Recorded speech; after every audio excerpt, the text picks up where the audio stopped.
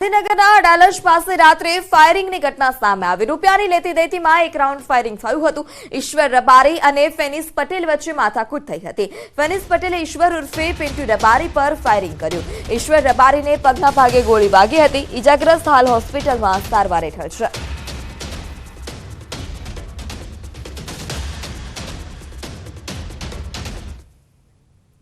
माता पिता खुद ज बाळको पासे देशी दारूનું વેચાણ કરાવતા હોય તેવો વિડિયો આણંદમાંથી સામે આવ્યો અને આ વિડિયોએ આણંદમાં ઉઆપો મચાવી દીધો હતો। ન્યૂઝ 18 ગુજરાતી પર પ્રસારિત કરાયેલા અહેવાલને કારણે પોલીસે પણ સમગ્ર મામલે ધ્યાનને દોર્યું હતું। બાળકોના માતા પિતા વિરુદ્ધ ગુનો નોંધી અને આગળની તપાસ હાથ ધરાઈ છે।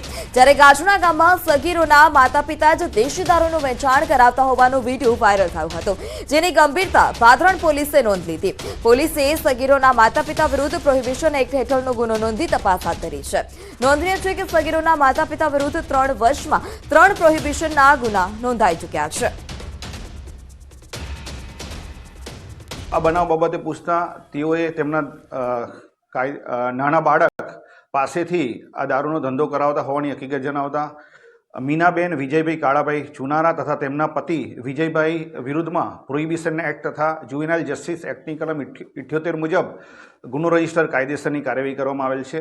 મધ્ય ગુજરાતના આણંદ જિલ્લાનો બોરસદ તાલુકો અને એનો ગ્રામીણ વિસ્તાર ગાજણા ગામમાં ગઈકાલે એનો એક વિડીયો વાયરલ થયો છે સોશિયલ મીડિયામાં, જેમાં માતા પિતા તેના સગીર બાળકો દ્વારા દારૂનું વેચાણ અને વિતરણ કરાઈ રહ્યા છે। આ વિડીયોના કારણે આખા જે વિસ્તારમાં છે, એક બોરસદ વિસ્તાર જે છે એમાં એક ચર્ચાનો વિષય ઊભો થયો હતો। સમગ્ર વિડીયો બોરસદ તાલુકાનું જે ભાદરણ પોલીસ સ્ટેશન છે એની જાણમાં આવતા ભાદરણ પોલીસ સ્ટેશને કાયદેસરની કાર્યવાહી આરંભી છે। મારી પાછળ દ્રશ્યમાં જોઈ શકો છો કે આ ગાજણા ગ્રામ પંચાયત છે, આ એનો વિસ્તાર છે અને આ જે કોઈ વિડીયો વાયરલ થયો હતો એ ગાજણા ગામનો હતો। સમગ્ર ઘટનામાં એક ખૂબ મહત્વની બાબત એ રહી કે માતા પિતા દ્વારા બાળકોને આ રીતે નાનપણથી જ દેશી દારૂના વ્યવસાયમાં ધકેલવાનું જે આ એક કારસ્તાન છે એ ખૂબ અનૈતિક કહી શકાય। ચોક્કસ આ અંગે પોલીસે કાર્યવાહી કરી છે। ભાદરણ પોલીસ સ્ટેશને જે સગીર બાળકોના માતા પિતા છે એની સામે પ્રોહિબિશન એક્ટ હેઠળ ગુનો નોંધ્યો છે। સમગ્ર ઘટના અંગે અમે બોરસદના ધારાસભ્ય રમણભાઈ સોલંકીને જાણ કરી। રમણભાઈ સોલંકીની પ્રતિક્રિયા જાણવાનો પ્રયાસ કર્યો, પરંતુ રમણભાઈ સોલંકીએ પ્રતિક્રિયા ના આપી અને કહી શકાય કે આ ધારાસભ્યની પણ એક નૈતિક જવાબદારી છે। એટલે ખૂબ મહત્વની બાબત આ સમગ્ર ઘટનાક્રમમાં એ છે કે જે રીતે બાળકોને નાનપણથી જ દેશી દારૂની અનૈતિક પ્રવૃત્તિમાં ધકેલવા ખુદ માતા પિતા ધકેલતા હોય, ત્યારે આવનારું ભવિષ્ય બાળકોનું બી જોખમમાં મુકાય છે, સમાજનું બી જોખમમાં મુકાય છે। એટલે ચોક્કસ સામાજિક દ્રષ્ટિએ આ અંગે આ પ્રકારના કોઈ પણ વેપલા થતા હોય એને રોકવાની જવાબદારી સર્વની છે। જનક જાગીરદાર, ન્યૂઝ 18 ગુજરાતી, બોરસદ। છોટાઉદેપુરમાં દારૂની હેરાફેરી કરતા ખેપિયા હાલ અત્યારે બેફામ બન્યા છે। નસવાડીમાં બુટલેગરે સાયકલ સવારને અડફેટે લીધો। દારૂ અને બિયરની રોડ પર રેલમછેલ જોવા મળી હતી। સ્થાનિકોએ 2 બુટલેગરોને ઝડપી પોલીસ હવાલે કર્યા છે। છોટાઉદેપુર પોલીસે આ દ્રશ્યો જોવાની જરૂર છે। આ દ્રશ્યો બેફામ બનેલા બુટલેગરોની સાક્ષી પૂરી રહ્યા છે। આ દ્રશ્યો જ બતાવી રહ્યા છે કે જિલ્લામાં દારૂની રેલમછેલ થઈ છે। બુટલેગરોને પોલીસનો કોઈ ડર જ નથી રહ્યો। બુટલેગરો છોટાઉદેપુર જિલ્લામાં બેફામ દારૂની હેરાફેરી કરતા હોય તેવા દ્રશ્યો સામે આવ્યા।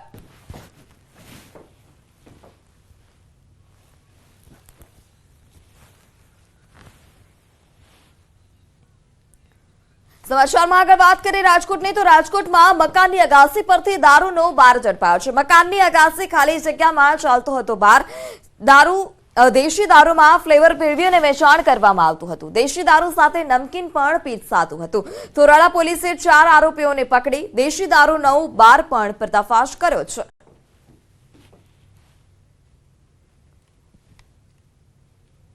સુરતના પાંડેસરામાં 2 યુવકોનો ઝઘડો શાંત કરાવવા જતા એક વ્યક્તિનું મોત નીપજ્યું। પોલીસે હત્યારાને ઝડપી પાડ્યો છે। જ્યારે ફૂઈના દીકરાના પાકી નીકળતા 2800 રૂપિયા મામલે 2 યુવકો વચ્ચે બબાલ થઈ હતી। જે દરમિયાન રૂપિયાની બબાલમાં લઈ ગયેલા 2 મોબાઈલ પરત લેવા જતા મામલો બીચકાયો હતો।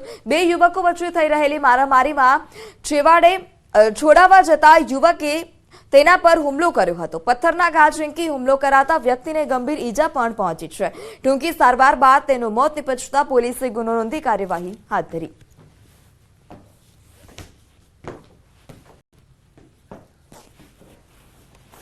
ઝઘડો છે, જેમાં આરોપીઓ શક્તિલાલ અને બરુઆએ ઈંટનો ઉપયોગ કરી અને રામુ પર હુમલો કરતા રામુને માથાના ભાગે ઈજા થયેલ અને વાઇટલ પાર્ટ હોવાથી તાત્કાલિક તે મૃત્યુ પામેલ.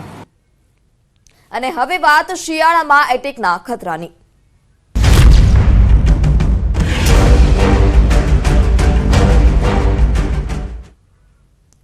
રાજકોટમાં સતત બીજા દિવસે હાર્ટ એટેકથી 2 લોકોએ જીવ ગુમાવ્યો છે. લાંબા સમયથી હાર્ટ એટેકની બીમારીથી પીડાતા 38 વર્ષીય વ્યક્તિનું મોત નીપજ્યું. બીજી તરફ 41 વર્ષીય વ્યક્તિને હાર્ટ એટેક આવતા તેનું મોત નીપજ્યું. ઘરમાં બેભાન થઈ જતા તેને સારવાર અર્થે હોસ્પિટલ ખસેડાયા છે. ફરજ પરના તબીબે મૃત જાહેર કરતા પરિવારમાં શોકનો માહોલ.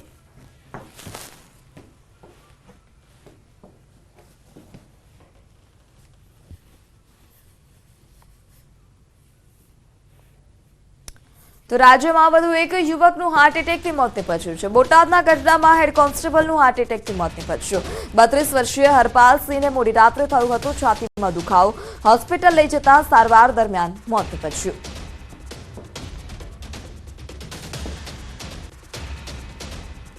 તો આ તરફ સુરતમાં યુવાનને હાર્ટ એટેક આવતા મોતની આશંકા છે. 40 વર્ષીય ધવલ દેસાઈ નામનો વ્યક્તિ ખાનગી કંપનીમાં નોકરી કરતો હતો. કંપનીમાં કામ કરતા સમયે અચાનક જ છાતીમાં દુખાવો ઉપડ્યો અને સાથે કર્મચારીઓ તેને હોસ્પિટલ લઈ ગયા હતા, જ્યાં તબીબોએ તેને મૃત જાહેર કર્યો.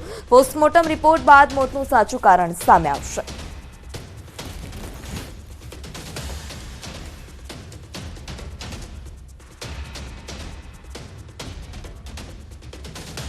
અને સમાચારમાં હવે વાત અયોધ્યામાં મહામહોત્સવની.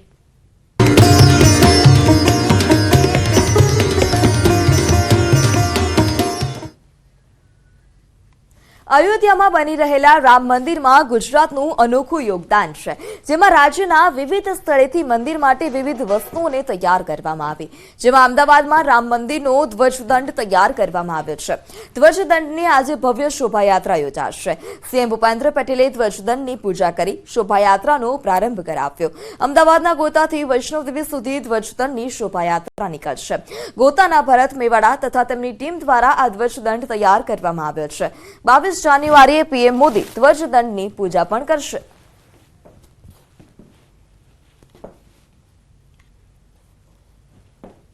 ગુજરાતમાંથી 3 વસ્તુ અમૂલ્ય અયોધ્યા રામચંદ્રજી ભગવાન માટે જવાની છે. એક તો સૌથી મોટું નગારું, બીજું સૌથી મોટી વડોદરાથી અગરબત્તી અને આજે કર્ણાવતી મહાનગર ગોતા ખાતેથી ધ્વજદંડનું પ્રસ્થાન સીએમ સાહેબ ભૂપેન્દ્રભાઈ પટેલ અને સંતોના વરદ હસ્તે જઈ રહ્યું છે. यहाँ अहमदाबाद से ध्वजदंड तैयार किया है, जो ध्वजदंड आज यहाँ से विदा होगा अयोध्या के लिए, और इसको बहुत आन बान शान से, क्योंकि बहुत बड़ी चीज है, जब तक राम मंदिर है तब तक ये ध्वजदंड लहराता रहेगा. રામ જન્મભૂમિ તીર્થનું નિર્માણ થઈ રહ્યું છે અને એનું ઘણું બધું કામ મારી ફેક્ટરીમાં થયું. એ બદલ હું આપણા કાર સેવકો કે જેમણે ખૂબ જ બલિદાનો આપેલા છે એમનો હું નમન કરું છું. અને આપણા બધાના જે પ્રયત્નથી અત્યારે ભગવાન રામલલ્લાનો જે દરબાર, જે રાજમહેલ બનવાનો છે, એમાં મને જે સૌભાગ્ય મળ્યું એ બદલ હું સૌનો આભારી છું. 44 ફૂટ લાંબો અને 5,500 કિલો વજન ધરાવતો ધ્વજદંડ જે મંદિરની ટોચ ઉપર રહેશે અને એના ઉપર ભગવાન શ્રી રામની સનાતન ધર્મની ધજા આજીવન ફરકતી રહેશે. એ ધ્વજદંડને અહીંયાથી પ્રસ્થાન કરવામાં આવ્યું છે. એટલે આપણને બધાને આનંદ છે કે રામ મંદિરના જ્યારે કરોડો લોકો આવનારી પેઢીઓ સુધી દર્શન કરશે, ત્યારે આ ધ્વજદંડના પણ દર્શન થશે. તો અમદાવાદના દરિયાપુરમાં રામ મંદિરમાં રાખનાર નગારાની પૂજા અર્ચના કરવામાં આવી. ડબગર સમાજે 500 કિલોના નગારાને તૈયાર કર્યું છે. સીએમ ભૂપેન્દ્ર પટેલે પણ નગારાની પૂજા અર્ચના કરી. અમદાવાદમાં નગારાની શોભાયાત્રા કાઢવામાં આવશે. આવતીકાલે આ નગારાને 5 જેટલા ગામડાઓમાં લઈ જવામાં આવશે. 5 ગામમાં નગારાની પૂજા કરી અને અયોધ્યા મોકલવામાં આવશે.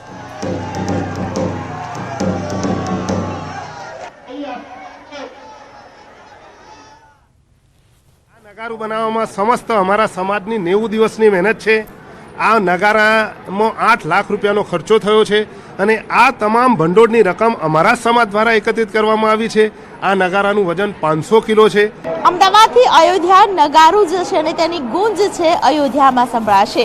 ખાસ કરીને મંદિરને પ્રાણ પ્રતિષ્ઠા મહોત્સવ સમયે સિંહ દ્વાર પર આ પ્રકારનું જે નગાડું છે તે મૂકવામાં આવશે. આ નગારું અમદાવાદમાં બનેલું છે, અમદાવાદના દરિયાપુર વિસ્તારમાં બનેલું છે અને દરિયાપુર વિસ્તારમાં જે પ્રકારે આ નગારું બનાવ્યું છે તેની જે કહેવાય કે તમામ લોકોએ પોતાનો જીવ રેડી દીધો હોય તે રીતે આ નગારું બનાવ્યું છે. આપ જોઈ રહ્યા છો 6 mm પ્લેટમાંથી જે લોખંડની નગારાની પ્લેટ છે તે બનાવવામાં આવી છે. 56 ઇંચની તેની સાઇઝ છે અને વજન તેનું 450 કિલો છે. આ વજન એટલું બધું છે જેને કારણે તેને લઈ જવું શક્ય નથી, પરંતુ અહીંથી આગળ જો તેને લઈ જવા માટે એક રથ એવી રીતે બનાવવામાં આવ્યો છે કે નગારાને એક જગ્યાએથી બીજી જગ્યાએ જ્યારે લઈ જવું હોય તો તેનો પણ ખાસ કરીને ઉપયોગ કરી શકાય. તો અયોધ્યામાં બની રહેલા ભવ્ય રામ મંદિરમાં 22 જાન્યુઆરી 2024ના રોજ રામલલ્લાની પ્રાણ પ્રતિષ્ઠા કરવામાં આવશે. તેની પહેલા તમામ લોકોમાં ઉત્સાહનો માહોલ છે. ત્યારે વિશ્વ હિન્દુ પરિષદ દ્વારા કળશ યાત્રાનું આયોજન કરાયું. આ કળશ યાત્રા બુધવારે સાંજે 4 કલાકે મહાલક્ષ્મી તળાવ વટવા ગામે દેરિયાથી પ્રારંભ થઈ, જ્યારે આસોપાલવ સોસાયટી નજીક નવજીવન, ટંકારા 4 અને પિકનિક પાર્ક સોસાયટીમાં આગમન થયું હતું, જેના દર્શનનો લાભ લેવા માટે મોટી સંખ્યામાં લોકો ઉમટ્યા હતા. નાની બાળાઓએ હાથમાં જવારા લઈ અને કળશ યાત્રાનું સ્વાગત કર્યું હતું. આ કળશ યાત્રામાં મોટી સંખ્યામાં લોકોનો જમાવડો જોવા મળ્યો.